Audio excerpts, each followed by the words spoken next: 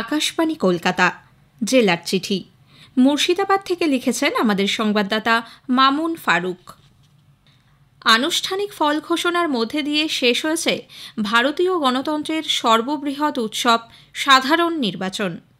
অষ্টাদশ লোকসভা নির্বাচনে পরাজিত হয়েছেন বহরমপুরের 5 বারের সাংসদ অধীর চৌধুরী। তাঁর ভাষায়, দেশের সবথেকে বড় পঞ্চায়েতে যেতে পারলেন না তিনি নিজেই। ডাবল হ্যাট্রিক হওয়ার আগেই তৃণমূল কংগ্রেসের প্রার্থী ক্রিকেট তারকা ইউসুফ পাঠানের কাছে পরাজিত হতে হলো তাঁকে। রাজ্যের বাম নেতৃত্ব তরুণ ছাত্র যুবদের পাখির চোখ মুর্শিদাবাদ কেন্দ্রেও পর্যুদস্ত হয়েছেন সিপিআইএমের রাজ্য সম্পাদক মোহাম্মদ সেলিম। সেখানে দ্বিতীয়বারের জন্য জয়ী হয়েছেন তৃণমূল কংগ্রেসের আবু তাহের খান। অন্যদিকে জঙ্গিপুরে পুনরায় জয় ছিনিয়ে নিয়েছেন তৃণমূল কংগ্রেসের খলিলুর রহমান। কংগ্রেসের গড় বলে পরিচিত মুর্শিদাবাদে এবার আক্ষরিক অর্থেই শূন্য হল কংগ্রেস ও বাম।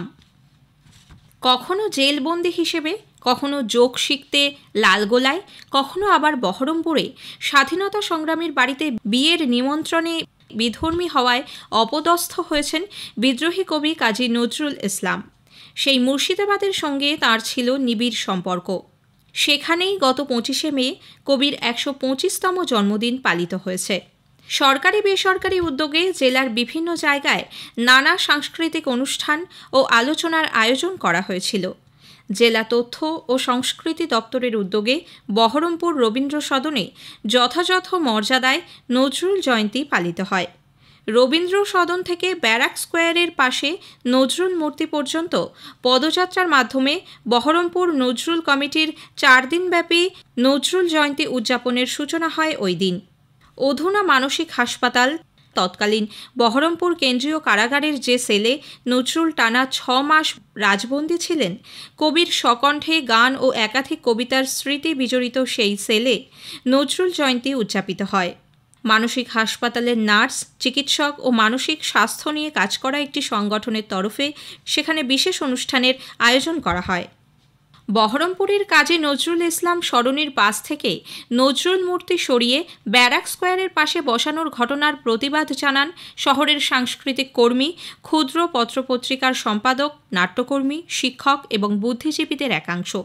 গত 25শে মে নজরুল সরণিতেই কবির জন্মদিন পালন করেন তাঁরা।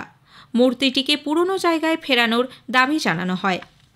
গত 26শে মে অভিযান 20 দিন নামক পাক্ষিকের সম্পাদক কুশল কুমার বাগচি ও মুর্শিদাবাদ জেলা কবিতা একাডেমির উদ্যোগে বিশ্বকবি রবীন্দ্রনাথ ঠাকুর এবং কবি কাজী নজরুলের জন্মজয়ন্তী উদযাপন করা হয়।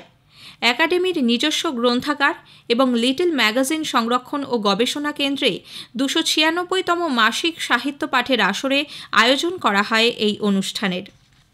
বহরমপুরের প্রাবন্ধিক দেবাশিস সাহা সম্পাদিত 2 দশকের পুরনো পত্রিকা ছাপাখানার গলির এবারের বিশ্ব সাহিত্য সংখ্যা সাহিত্য পাঠের স্বাদে বদল এনেছে।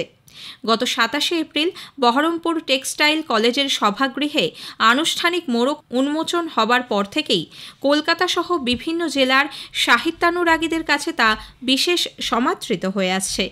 এই সংখ্যায় Russia, France, Africa, Latin America, Korea, Sri Lanka, Pakistan সহ পৃথিবীর 12টি দেশের এবং সাঁওতালি, পাঞ্জাবি, অসমিয়া, গুজরাটি, তামিলের মতো 11টি ভাষার প্রাদেশিক সাহিত্য নিয়ে আলোচনা রয়েছে। উদ্বোধনী অনুষ্ঠানে বাংলা সাহিত্যে অনুবাদের একাল সেকাল নিয়ে আলোচনা করেন প্রাবন্ধিক দেবকুমার সোম। অনুবাদের রাজনীতি, অনুবাদের অর্থনীতি শীর্ষক এই আলোচনায় উঠে আসে রামায়ণ, মহাভারত, বাইবেল, কোরআন সহ বিভিন্ন আঞ্চলিক সাহিত্যের অনুবাদ এবং অনুবাদ না হবার নেপথ্যে থাকা রাজনীতি ও অর্থনীতির বিশ্লেষণ। জেলার চিঠি শেষ হল। মুর্শিদাবাদ থেকে পাঠিয়েছেন আমাদের সংবাদদাতা মামুন ফারুক।